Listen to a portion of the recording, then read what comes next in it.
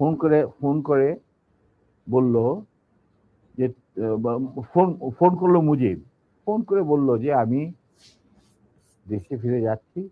তখন ইন্দিরা গান্ধী যাওয়ার আগে যাওয়ার আগে আপনার সাথে দেখা করে আমি আপনাকে কৃতজ্ঞতা জানাতে চাই। তো তখন ইন্দিরা গান্ধী বলল, কৃতজ্ঞতা জানাবেন, আপনি ফোন না করলে আমি আপনাকে ফোন করতাম। আপনাকে ঢাকায় সরাসরি আপনি যাবেন না, আপনি নয়াদিল্লি হয়ে যেতে হবে।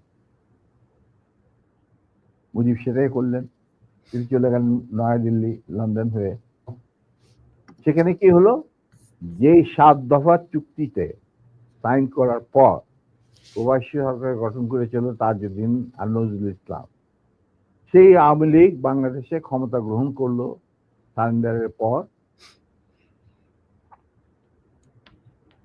ওই 7 দফা ভিত্তিতে, এবং সেই 7 দফাতে মুজিব স্বাক্ষর দেওয়ার পর ফিরে গিয়ে তিনি ক্ষমতা নিজে হাতে নিয়ে নিলেন।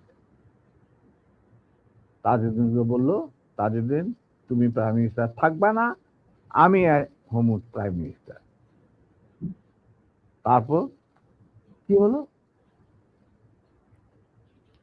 কোনো নির্বাচন নাই, কিছু নাই। ওই 70-এর নির্বাচনের সুবাদে তারা ইন্ডিয়ার 4 স্তম্ভ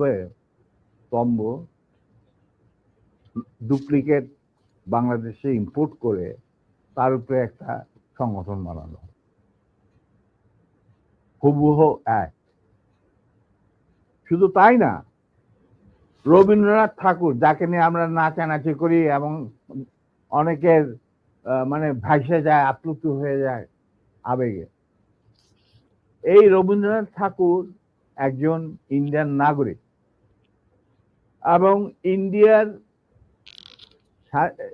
জাতীয় সঙ্গীতের রচয়িতা।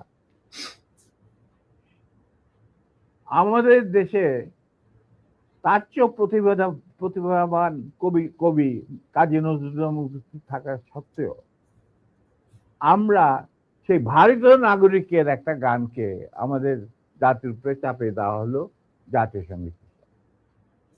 পৃথিবীর ইতিহাসে এমন কোন নজির আর দ্বিতীয়টা আছে বলে আমি মনে করি না।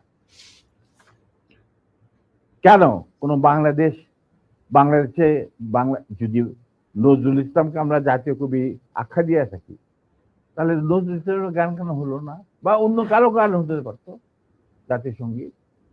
ভালো ভালো কবি